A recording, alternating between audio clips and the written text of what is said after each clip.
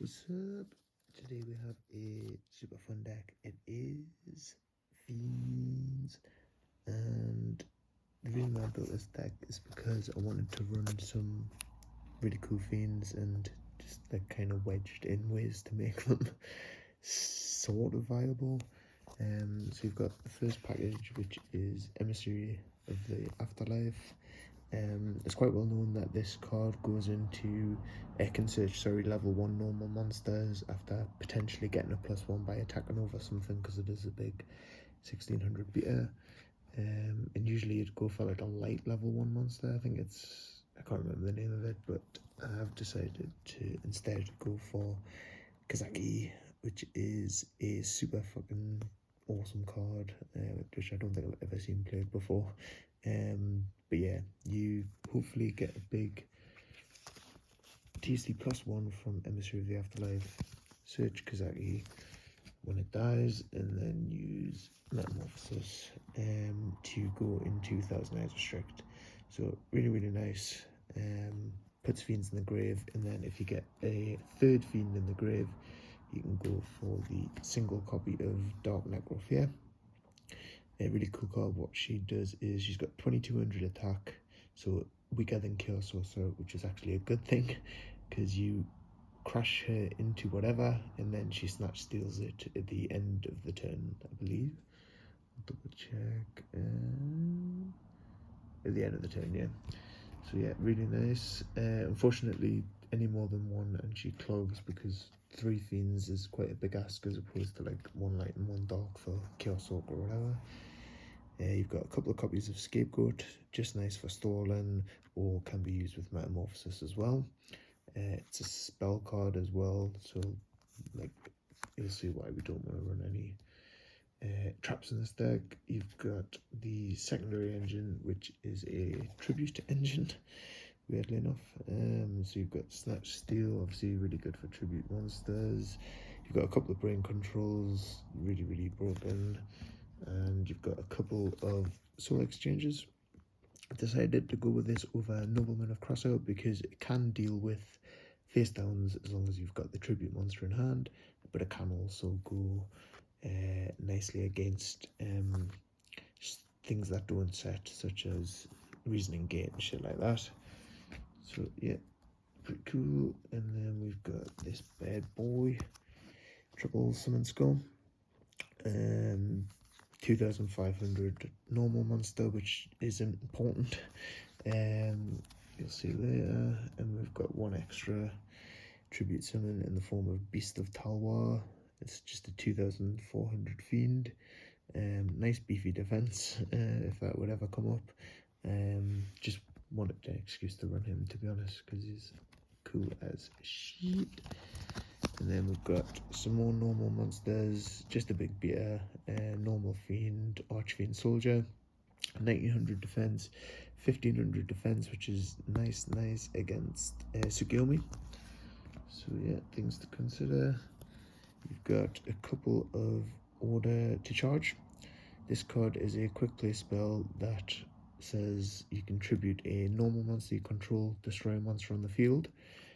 So like I say, you're looking to get +1s with your Emissary, and then when it dies, you search out your normal fiend, and then you can use this to blow up the normal fiend and whatever your opponent controls.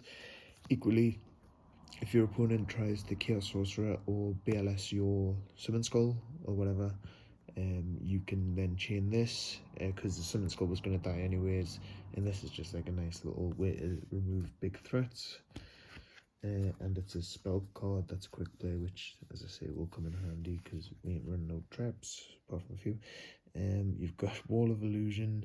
I just wanted a reason to run this card because I really fucking like this artwork, and just the card itself can be really good against like warriors because it's got a big 1850 defense. So yeah, and then we've got Night Assailant.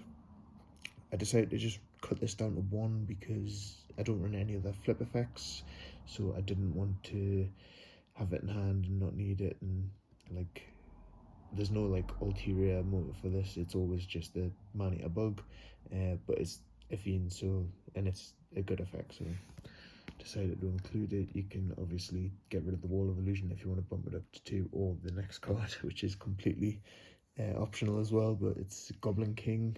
I fucking love this guy. Looks like something out of Dragon Ball. He is a level 1 though, so that is nice for my Metamorphosis. And if you've gone through all your KOZAKYs for whatever reason, maybe you've used Order a Charge on them, and you've got a Sangan and a Metamorphosis, you can just set the Sangan, let it die, and then search this for your meta. So there is reasons to run it, and it does have an effect where it gains 1,000 attack for each other fiend on the field. So if you are pushing for game and you've got a couple of fiends on the field, it's like a 2k beer, so pretty cool. And we've got the Sangan, what we've just talked about. It's a fiend. It searches Goblin King, Night Assailant, Wall of Illusion, as well as KOZAKYs. So yeah, quite a few options, and with our little sort of toolboxy fiends here, it's nice to be able to search whatever's sort of needed. Best card in the deck, believe it or not, is Dark Factory of Mass Production. This means that you don't have to worry, if you've got this in hand anyways, you don't have to worry too much about going neg for your Order to Charge, because if you've already got a normal monster in the graveyard, you can Order to Charge something and then Dark Factory of Mass Production for a nice +1, which kind of evens out. So really, really nice. Unfortunately, more than one clogs because you're running Dark Necro Fear. Anyway, so you don't want to be removing fiends from your graveyard all that often, but yeah, like I say, it is super important in this deck. You've got a single copy of Book of Moon. We're running Thousand Eyes Restrict Shenanigans, so this is really good with that. And also because it's a spell, not a trap, yada yada yada. Speaking of which, we've got Triple Royal Decree. This is amazing because we're running a super meme deck, so we need floodgates that are going to win us the game, basically. And there's loads of traps flying around in gold format at the minute, so these are really, really nice. Good. We've got Stables. We're playing the long sort of grindy games, so we want Link and Duo. We want to be able to take the +1s where we can get them. Like I say, we're running a few sort of neg 1 plays. It's a gold format, so we're running these cards obviously, and these two are broken. There is an argument to run Heavy Storm, because we're running Decrees, but it's a blowout card, so yeah, I decided to run it. Like I say, you want to get the +1s where you can. Next we have the extra deck. So you've got Triple Thousand Eyes Restrict, obviously. You've got the Reaper of the Nightmare, in case you soul exchange one of your opponent's level 5 monsters, a Snatch, Steal It, or Brain Con it, and then you use Metamorphosis on it.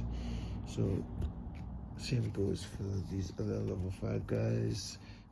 Reaper of the Nightmare cannot be destroyed by battle, and it can attack directly, and when it does, your opponent discards a random card. So really, really nice effect. You've got this guy who I believe stops flip effects. Oh no, wait there. Negate the effects of a trap card that target it and destroy it. And it negates flip effects, so really, really good card. You've got Dog Bolter. What he does is he negates a normal magic card by paying 1,000 life points, and it negates the effect of any monster destroyed by it in battle. So really, really cool. You've got the Darkblade, the Dragon Master Knight, super dope artwork, and he removes 2 cards from your opponent's grave when he inflicts battle damage, I believe. Yep, really, really nice. Oh no, it's 3 monsters. You've got Ryu Senshi, negates a normal trap card by paying 1,000 life points, so pretty good. Oh no, it negates the effect of a normal negate the effect, and it cannot be targeted, basically. It negates the effect of a spell card that targets it. Cannot be targeted by spells. Speaking of cannot be targeted, that's basically what King Dragoon says, because we're not playing any other dragons. and this is just in case you want to snatch steal a level 7 monster, maybe a Facilia Dragon against the Reasoning Gate. Same goes for this guy. This guy says that your opponent can't, neither player can summon monsters. That's really, really good. And you've got Gatland Dragon for level 8. You can actually make this with cards in your own deck because you're running the Necro Shade. And yeah, this guy flips coins 3 times and then destroys that many cards equal to the number of heads. So big end of the game plays basically. If you're going for game, your opponent's got that 1 back row. Although if your opponent does have 1 back row and this is the only card you're going into and you flip 2 heads, it will kill itself. But them's the risks we take. So yeah, this is a really, really fun deck. Like I say, it is a bit of a meme, but it can actually sneak them games in. The best thing about it is you can actually side out your Royal Decrees, your effect monsters that don't have big stats like Knight Assailant and Goblin King, as well as the Metamorphosis package. So Metamorphosis and KOZAKY. And what you want to side into is you want to side out the Emissary of Afterlife as well, and then side into, like, most of the time you're going to be going against Chaos Flip, Chaos Turbo. So you want to side in Skill Drains, and then you can, because you're siding out Royal Decrees, you can side in like all the staple traps like Ring of Destruction, what's it called, Torrential Tribute, Merforce, and then like Sakuretsu Omas, and then you can side in like Blade Knights and what's the other guy called, Kaikus, which basically shuts down that whole entire deck. So yeah, really fun stuff you can do game 2 and game 3. Let me know what you think. Let me know of any fun crazy cards I could try and put in this deck, although I think it's pretty maxed out in that respect. But yeah, thanks for watching. Bye bye.